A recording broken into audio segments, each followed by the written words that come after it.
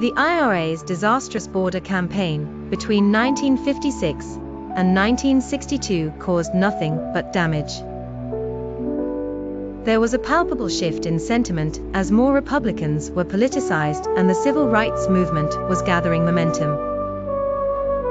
As the increasing number of civil rights and investigations-related articles in the late 1950s implies, the Irish Democrat believed the time was ripe for a larger-scale civil rights march, hoping to attract more media attention at the same time. In 1961 and 1962, the Connolly Association organised 3 civil rights marches across England to draw attention to the abuses in the North, with the support of Labour MPs, trade unionists, the TUC, the CPGB, and other like-minded organisations.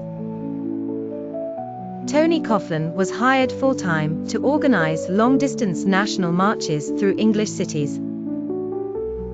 Coughlin called Desmond Greaves the intellectual progenitor of the civil rights movement of the 1960s, because he pioneered the idea of a broad-based civil rights campaign.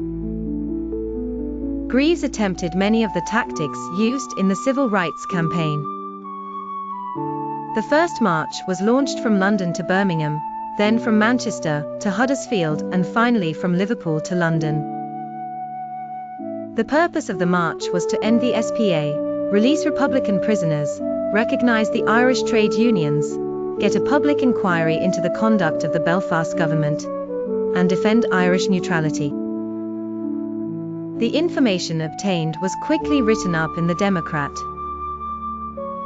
During the second march in August 1961, 14 people walked for 9 days over dusty, hot, petrol-stinking, transport-ridden roads to reveal what the British press and government were hiding from them.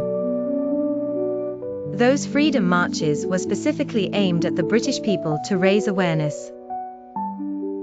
The Irish people will never be satisfied until Ireland is one country in reality as well as in name.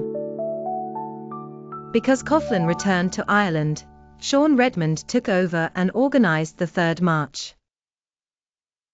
The last march in 1962 was from Liverpool to London, the longest in terms of distance. Greaves admitted they were not met by brickbats, but by hoots and ridicule, less hurtful perhaps, but harder to keep going after.